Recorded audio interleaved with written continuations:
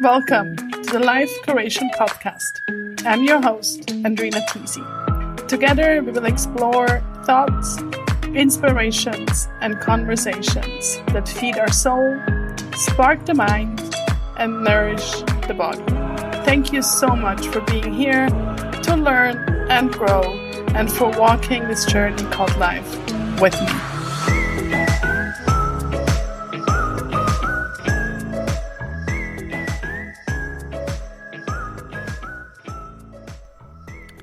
Thank you for being here in the Life Curation Podcast.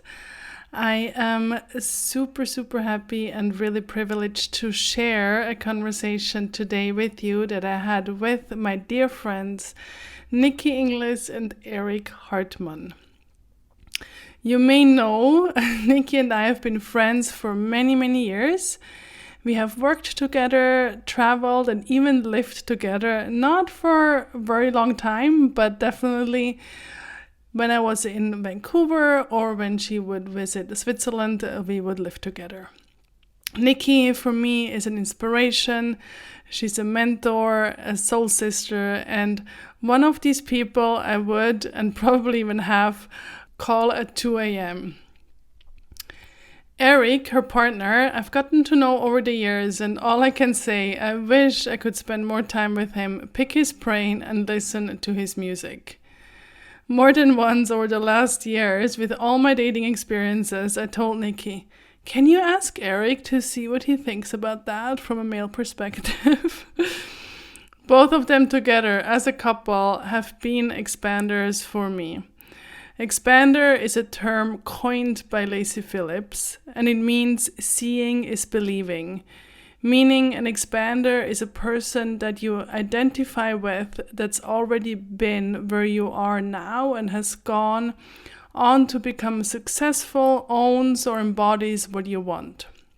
So this can be in a job, a relationship, a house, friendship, health, really anything. So a little bit like a role model.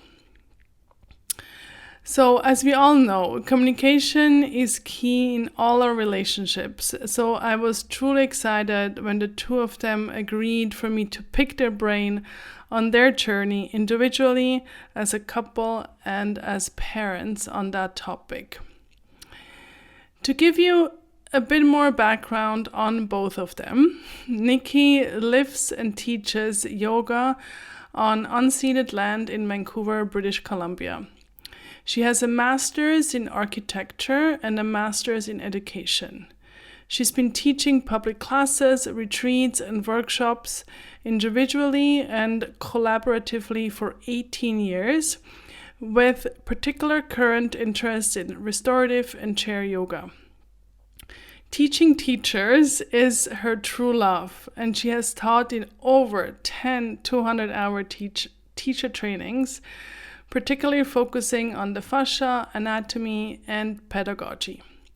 Niki leads 300-hour yoga teacher trainings online in Vancouver and internationally in areas of restorative, biotensegrity, chair yoga, advanced anatomy, the art of assisting, and myofascial self-release.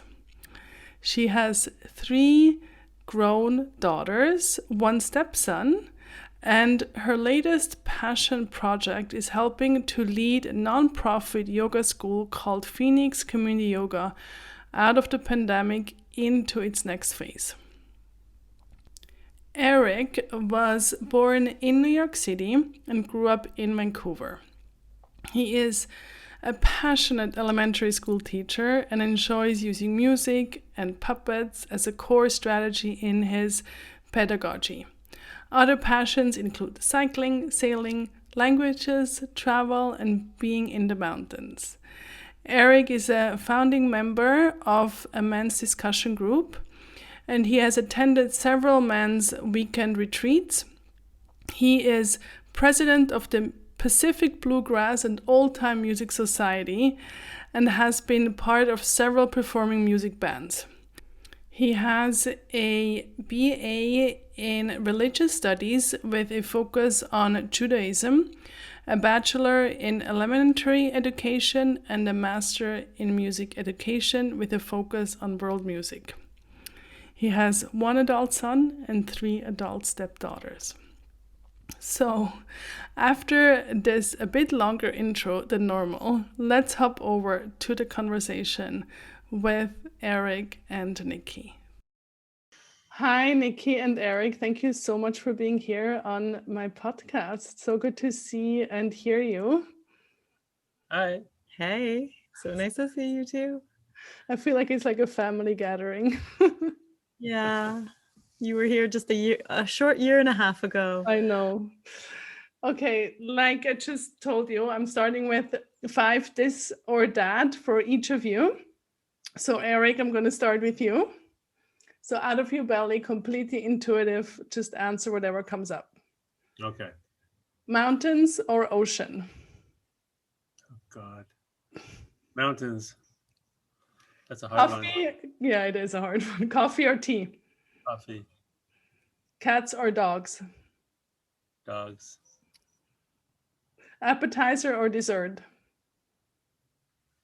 Dessert. Book or movie?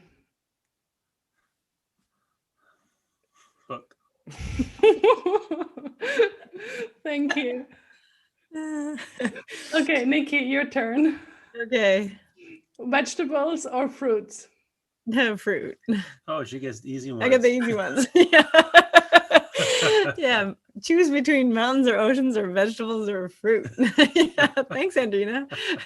Luckily, we're lifelong friends. Piercing or tattoo?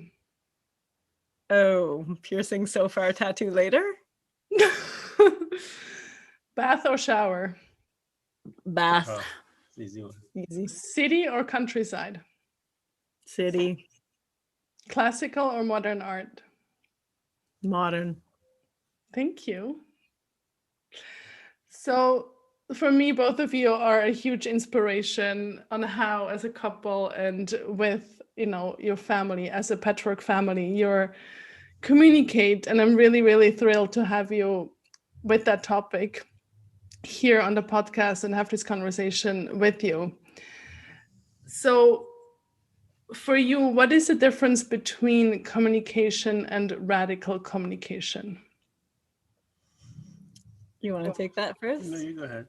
Okay. Well, we've been talking about this, of course.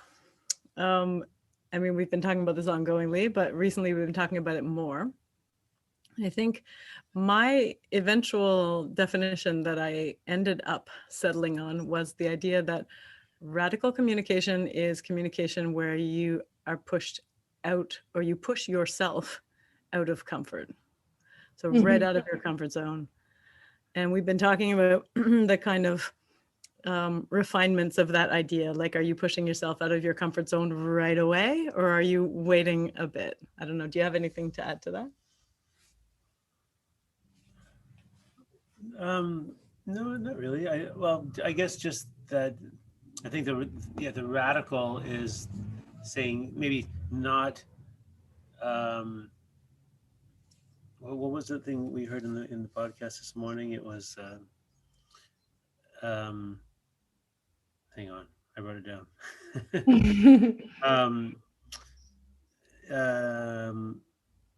Overcome your instinct. So if your instinct is to avoid something, which most people's is, try to overcome that and go there, although not necessarily, in that moment.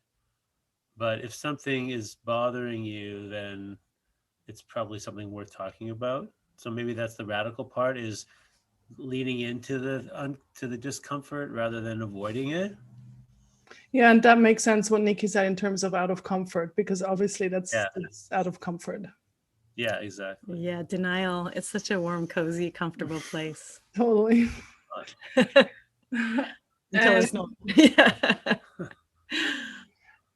And how do you think, in your experience, men and women communicate differently? Well, I mean, I think that's a really big question. I was thinking about that when you sent the questions. I know that there's been various writers that have written about that quite clearly, and they talk about men and women, but I think I'm more comfortable with masculine and feminine maybe than men and Hmm. women. It's a bit, I think, risky to start categorizing men and women too much. And even masculine and feminine, I think, is controversial. But so we talked about this, and we've also been talking about this as we've been communicating. And so one thing that I think men tend to be, or the masculine tends to be, is more literal. Yes. And so Niki will say something to me, and I'll take it at face value exactly what she said based on the words she used.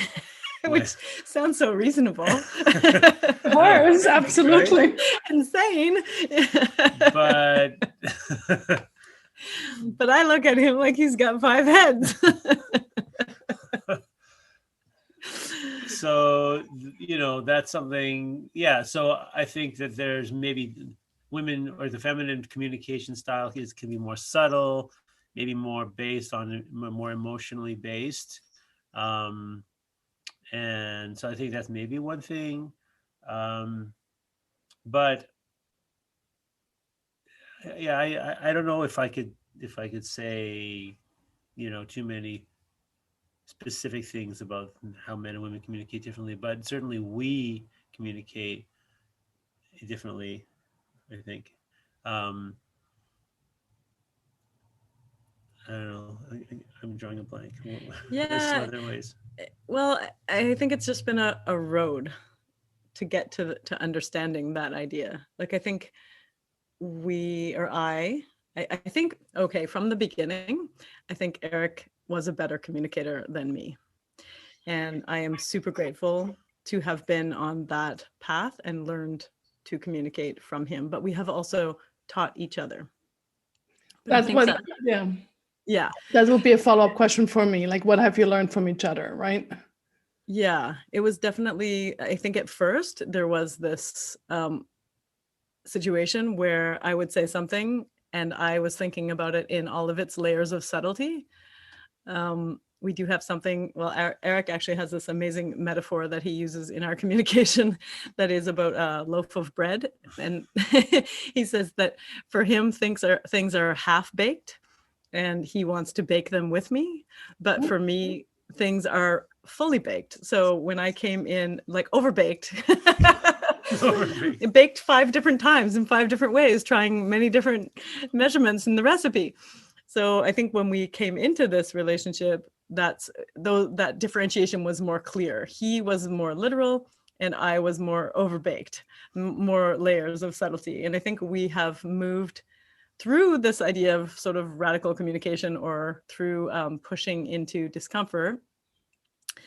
We've moved into like a more side by side way of that. Like, I know that he's more literal and he knows that I'm more layered. And so he watches for the layers and I watch for the literal. And I really Well, liked, Eric, what you said in terms of the feminine and the masculine. Do you think, and also in terms of polarity, do you think that sometimes you, Eric, are more in the feminine and Niki, you're more in the masculine? I think that can happen. Yeah, I think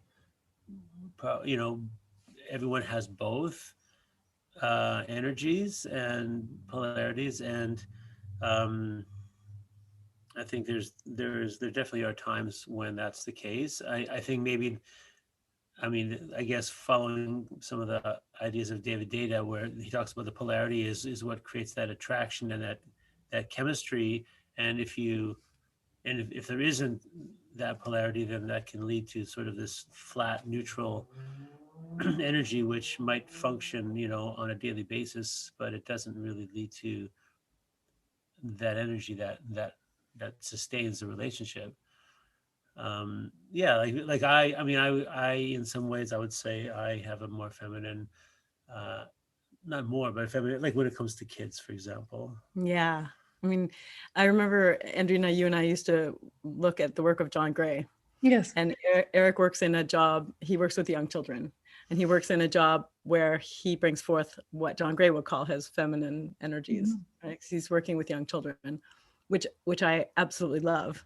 So I guess I'm a little bit of a freak in that way, because that creates better polarity for me in a way, just because I love that idea. But I do think that there is that in you. Well, and you've said that that's something that you aren't that comfortable Yes, with. I am not. Yeah, that's true. So there's a polarity. It's just maybe it's slightly sort of reversed. Polarity. But I think that's normal too, probably. We flip the battery upside down. Yeah, but I think that's fascinating, right? Like, it doesn't have to be like linear, right? It's just yeah. I definitely feel my masculine energy influences the polarity in a very specific way when I get angry, and I don't get angry very often. I mean, I think Eric can attest to this. I've worked on that a lot, but when I get angry, I feel very male, and and I feel very much like my grandmother. Oh, really? Yeah, I know. I mean, she was a wonderful, strong woman, but she had this very like deep, angry streak. And I remember having these feelings around her as a young child, watching her when she would get angry. And now I know that that's what was happening, is that I was kind of watching that like uber masculine side come out. And I see that in myself.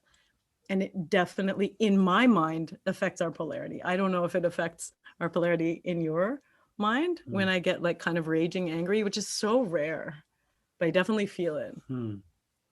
I don't think I've ever seen you raging angry.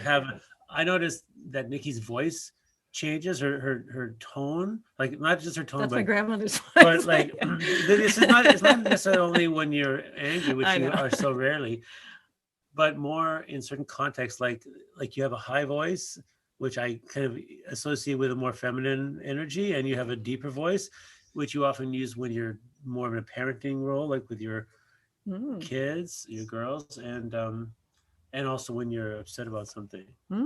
So there's a low voice.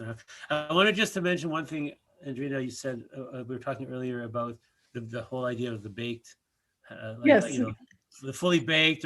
So it just came out because we were having a conversation while we were walking one day, and about a topic that was a bit difficult. And what I realized is that when I bring an idea to Niki, it's like it's not fully baked in my mind, like it's to be worked out, right? So it's problematic, and I kind of know that it is, but I don't really know why. I just know my side of it, right? But I know that it's problematic for Niki. But if I don't bring it up, then it's just gonna sort of fester. It's just not going to get dealt with.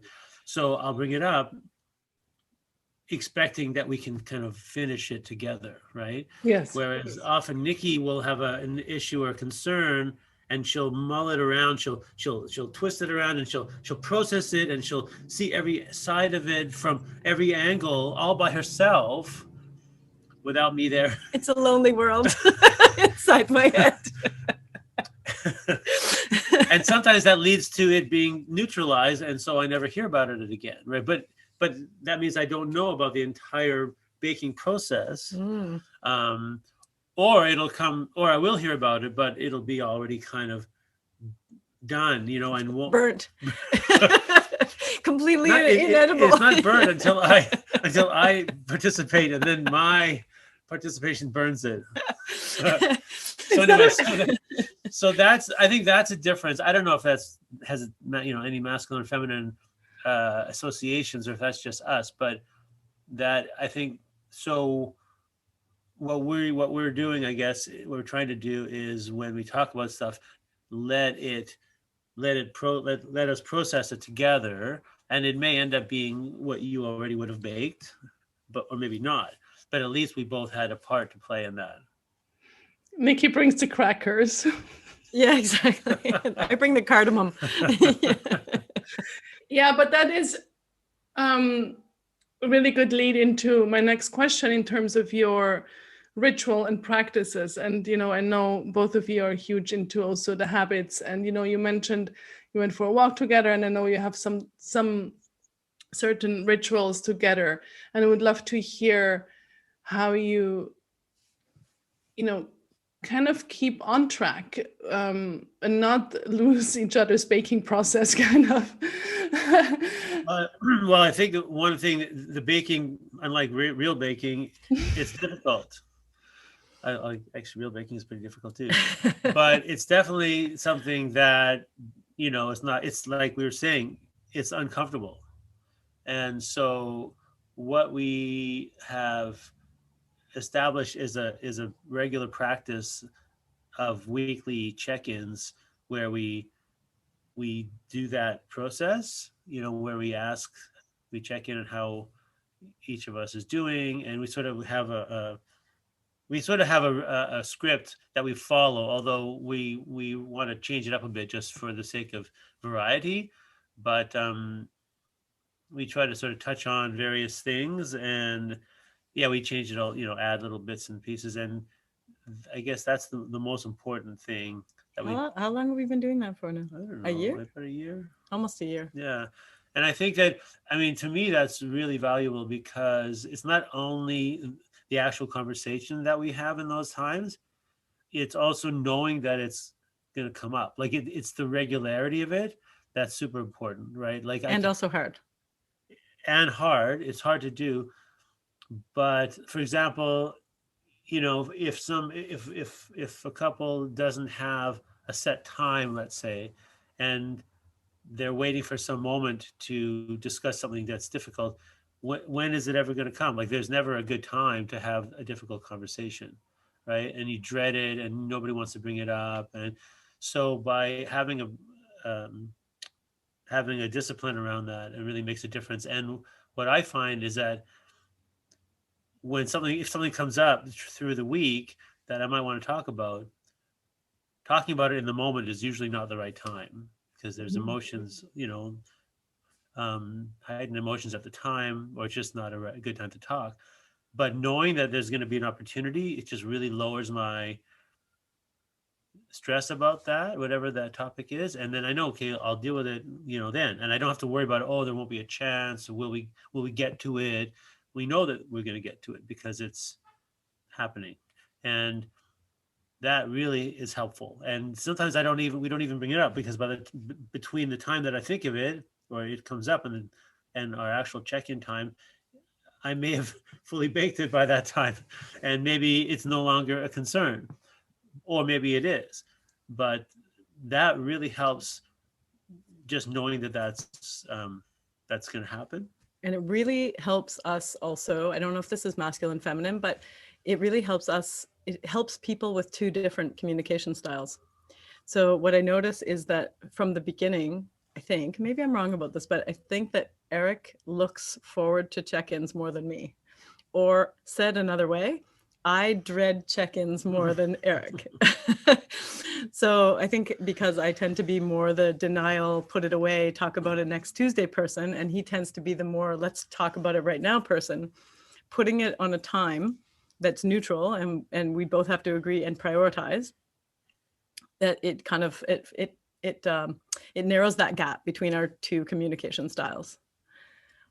And I also wanted to say something about how this ritual has changed for us.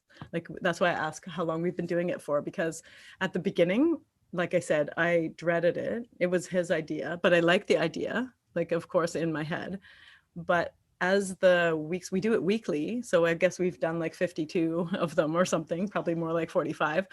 And I dread them much less now. Like, I actually like them. I prioritize them. At first, I did everything so that I was busy on Wednesday night, like everything. I used to think you just forgot. No, it wasn't that I forgot. This is that I really didn't want to do it. I would have like a really important meeting on Wednesday night. But now I put it in, what a bullet journaler I am and how structured my planning life is. And it actually goes into my like base structure. So it's part of the skeleton of my week. It's just always there. And if we absolutely can't do it, we find another time to do it.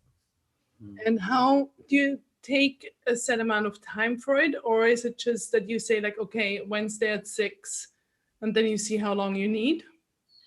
Well, we found that doing it, we for a while we tried in the morning, but sometimes it can, you don't really know how long it's going to take, right? Like sometimes it's really Sometimes fast. it's hours, sometimes it's literally minutes. Sometimes it's minutes because we don't really have much Okay. or anything to talk about. But sometimes it can be a long time. And so mornings don't really work because you don't have that much time in the morning. You know, you got to get up and get going. So, but too late isn't good because then it's, you know, it's too late. So we found that around 8 o'clock.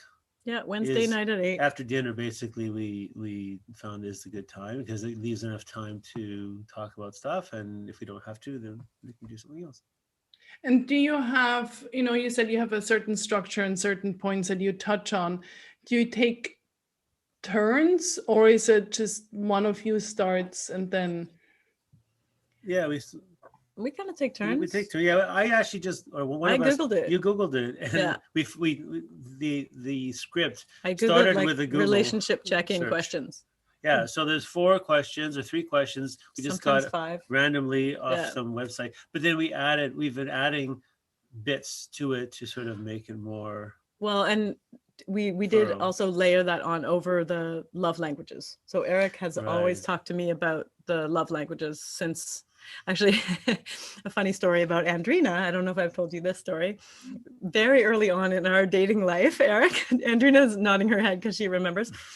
I was like, oh my God, this guy wants to talk to me about love languages. And Andrina was like, Niki, this is a man who wants to talk to you about emotional stuff. Do it. So true. I was like, okay. Must have been Here I am. There you are. Maybe that's one of the reasons why I was initially more, or why I dread it less than you, because one of my love languages is quality time, and I considered quality time talking about meaningful things. So it actually, to me, whereas I consider that more like pulling out your fingernails type time. Yeah. So I mean, I guess for me, the check-in is filling my love tank. Yes. In a way that maybe it wasn't for you at first. No. I can completely relate because my love language is quality time too. Yes. So that's one of the things we do. So the questions really are just what. So probably the most important thing, I think, is there anything from this week? Well, the first one is always, how's your love tank? Yes. Well, how do you feel? How full is your love? Oh, how do you feel about us right now? Yes. Yeah. And then that leads into, is there anything from the past week that you want to talk about? And that's sort of when, we can talk about whatever we've been holding on to. That's the complaints department. Yeah. That's the complaints department. And then, how can I fill your love tank over the next week? Yeah. Right. What can I do? What can I do? It's so funny. Like, talk about literal. Like, I know the words, and Niki makes them up. I'm interpreting. Niki changes the words every week. It's a different question. And I'm like, that's not the question. These are the words. That's a good example. But this is the cardamom. So the words are, what can I do in the coming week to make you feel loved? Right. Or whatever she makes up in the moment.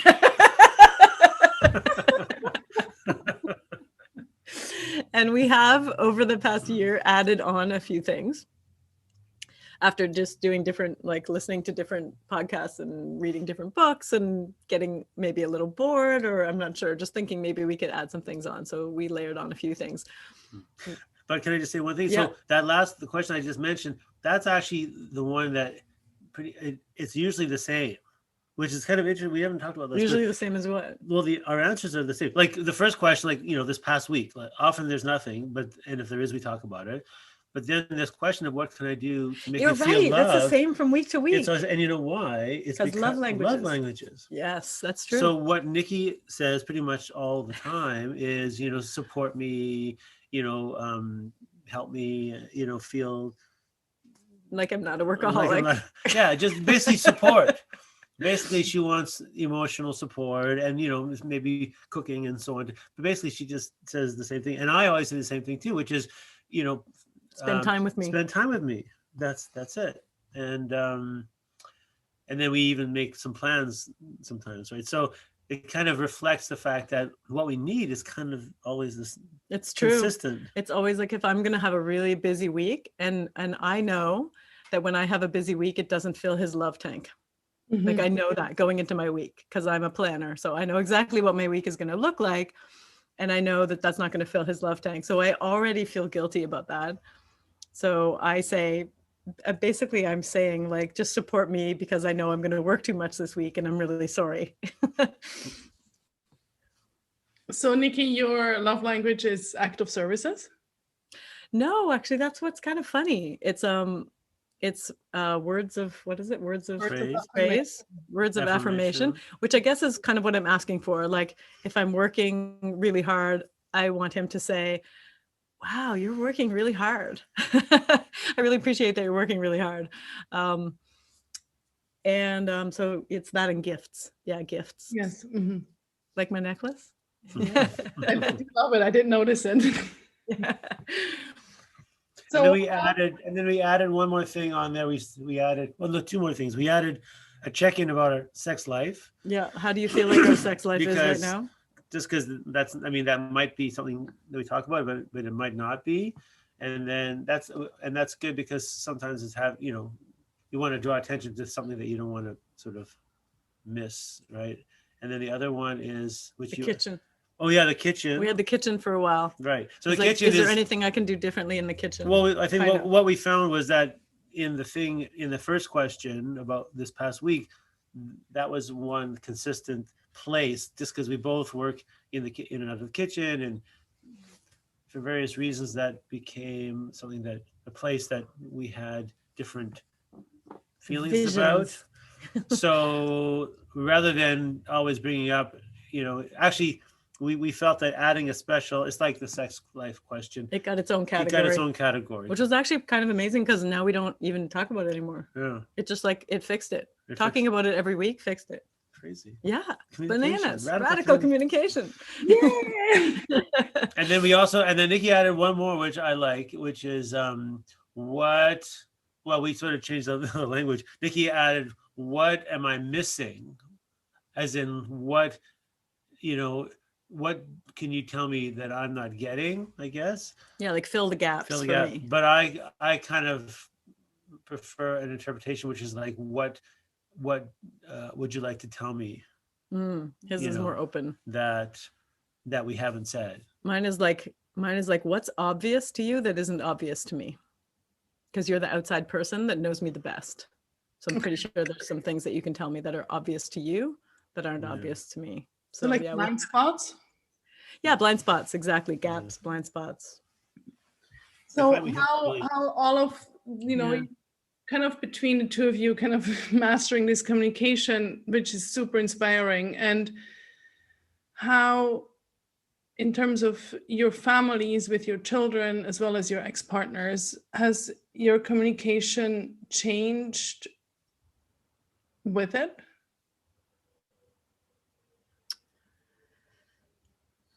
Want to take that? Want me to go? Well, I can talk. For me, I mean, when I think back to my previous long relationship, I wanted to be a good communicator, but I didn't really have the tools that I have now, and we didn't have the tools.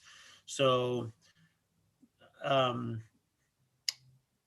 I don't really, so I didn't really maybe model the kind of good communication. It wasn't bad communication, but it certainly wasn't what we have now. So in terms of my son, who's 21, I think he understands. I think now he sees our kids, all four of them see, hopefully, a modeling of communication now that hopefully is a good model. But when my son was younger, I don't think there was quite that level. And so, I don't think that maybe that's carried to him in the same way. I think maybe your girls, it has more so. Well, one of my girls does a check-in with her boyfriend. That's right. I know. I don't know how often or how it goes, but I get a lot of good feedback from my kids about our communication, which I think is interesting. I get my kids will say like, it's really cool that you do that, mommy. Like I hear that from them, which is really neat. Do they find it cool that you both are doing it, or they're complimenting you how you communicate to them? They're complimenting how I communicate with Eric and how he communicates with me. Yeah. Yeah, And very excited. But it has affected how I communicate with them too, which I'm guessing is how has it affected that? Like, how has your communication maybe changed with your three girls? I'm definitely a vastly different communicator with them than I was. And that started right away when I got to know Eric. It was one of the things that I loved about him was how explicit he was. I mean, we were sort of both in the same situation where we were spending half time with our kids, sort of. But he was always much more explicit about spending specific time with his son and like planning that time and planning the details. And I was a stay-at-home mom and I didn't do that. But as much, it was more sort of part of our day. But then things changed at that point, and also as they got older. And I've kind of taken a page from his book in that way. I'm much more specific and clear about time that I'm going to spend with them. And then also, of course, I've done my own work with the therapist to figure out how to best talk with them and encourage them to understand that feelings come and go, and that we can revisit them. And I think, what did you say? It's not a set it and forget it thing. It's the same with our kids. Like, we don't just set it and forget it. And I think I used to think that. I used to think with kids, like, if I was doing a good job, bringing them up well, kind of modeling emotional maturity, that was it. I could just kind of set it and forget it. But it's not. It's like we have to just keep diving back in, and I just keep trying to give them opportunities to do that. Yeah, beautiful. So, pedagogy is a huge passion and calling for both of you. And, how can I think sometimes we maybe even have the expectation on ourselves that we are born good communicator, and that's clearly not the case. So how can we learn and how can we teach this form of, we call it here radical communication, or just in general, quote unquote, better communication? I would like you to answer that. Eric is the best school teacher in the world. And luckily, I find chalk very sexy. Well, I mean, I guess part of it comes down to modeling. Like when we talk about a lot of things like about pedagogy, so much of it is showing and not telling, right? I mean, we can tell. Like I'm trying to do that now with my son, and I think, now I'm trying to communicate with him in a way that I would have liked to have done when he was younger. It's more explicit now. It's more explicit, and it's like more radical. Like I'll try to pull him into those uncomfortable places sometimes, which is not, it's hard if only one person is on board, right? Which is why sometimes alcohol helps. Yeah. But yeah, I mean, I really think modeling is the best way, and you can explicitly tell it, but if you don't do it, then your words are pretty meaningless, and maybe less than meaningless, because then not only are they meaningless, they're hollow, because people see that you don't follow your own advice. So number one, there's that.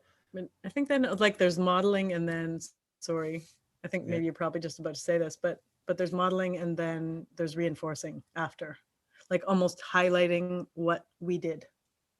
Yeah, well, and there's making it explicit. Like there's one thing you can watch somebody who is a good communicator, or people that are good communicators, but then you wonder, how did you get that way? Well, or like Andrina just said, like, we think we're born that way, and maybe they think we're born that way. Yeah.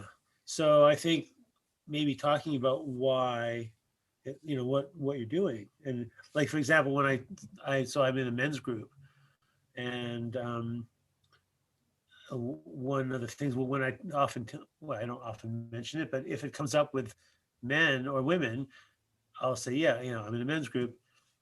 And most of the time they won't even ask me what that means, or what we talk about. But if they do, then I explain a little bit about what it's about. But and I guess that's partly teaching too, is explaining the process. When you're looking for the openings, You're looking for the openings, right? I think that we're doing that with our kids too. I'm always looking for the openings. Can you explain that a little bit more? You wanna? No, you go. Okay. Well, I mean, like Eric just said about the alcohol, that's an opening, right? So he'll even say, yeah, this is happening this weekend, and I'm going to talk about this thing. Like, and I'll know, like, if I'm taking my girls somewhere on a long car drive, that's an opening. If we're gonna have a bonfire and we're gonna have a beer, that's an opening. So like an opportunity. Yeah, it's an opportunity to open it up and to yeah, the wave is gonna, like, I think something that my beloved therapist has taught me is this idea that emotions come in waves, and that so they come in and then they go out and then they come in, and somewhere in that process you can kind of dive back in. Like, as the wave is going out, you can dive back in and kind of make the wave come back in again, and sort of highlight it. I guess that's what I think. Another thing that I sometimes do is try to use podcasts or videos, as an opening. So like when I was in the car with my son and his girlfriend, and they just wanted to listen to music, but I insisted that we listen to a relationship podcast for at least part of the time. And I realized that they, we're not that interested. That they think you're dorky. But it's one of those things that, maybe something filters. And actually, we had a really good conversation about that afterwards. So yeah, I mean, again, you have to be a little bit uncomfortable. Like, that was awkward for me, and I know for my son it was awkward, but in the end, it was worth it. So I guess. And how do we? This is kind of the I guess the teaching and the modeling aspect. So now, what if somebody who is listening maybe doesn't really have anybody that is modeling to them, or they don't see, I call them expanders, for example. I was trying to remember expanders. Yeah, it's so for example, for me, you both are definitely expanders in terms of your communication style, right, as a couple. So, but if somebody doesn't have that modeling or that inspiration really to how to do it, where can we learn? I would say it's everywhere. I mean, well, first of all, there's going to be some resources in the show notes, I'm guessing. Yeah. But yeah, it's everywhere. And I know there are barriers. There are barriers when you have to pay for it. Like, obviously the first answer, and the most probably effective, efficient answer, is a therapist. Like creating a relationship with a therapist. That's obviously expensive and not accessible to everyone, but there is so much. There are podcasts, there are books. You just have to be somehow pointed in the right direction. There's YouTube. YouTube will take you down a rabbit hole. I would say too that those are all ways that you can learn, but in terms of the actual practicing, one thing that Niki has taught me that I'm still learning very much is, when I have a feeling about something that I like, a way that I do something, this is my preference, or this is my practice, and I've always done it this way, whatever it is, and I feel resistance to changing that, rather than saying I want to change this, I'm trying to say, why do I want to change this? And what is it about whatever this is? Like, why is this so important to me? And it can be the littlest thing, right? As a step, as a first step, right? So it's about looking inward and questioning one's reasons and motives. And we can do that on our own, anytime. For free. For free, right? I mean, walking down the street and somebody, there's millions of little mini interactions. It's an opportunity to react differently, right? So. Absolutely. I think you mentioned the word practice, and I think that's the key, really. I think, we all are inspired by, podcasts and books and videos and all that, but at the end, we have to practice it, and we can practice it, like you said, walking down the street, and even nonverbal communication, right? Well, I think that often we assume that we're right and someone else is wrong, whether it's a driver or whoever, whatever it is, right? How we do it is right, and the other person is wrong, and we want to change them. But maybe the first step is to switch that around. Yeah. And we also share our personal, we have personal practices, and we have a practice of sharing our personal practices. That's another thing, right? What do you mean? Well, I talk about what I do on my own, and you talk about what you do on your own.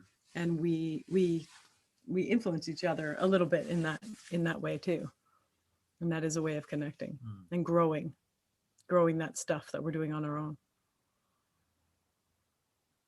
Yeah. And how do you, sometimes I feel like, with deep communication, or even, deep intimacy and deep relationship, sometimes I think it can also get a little bit heavy.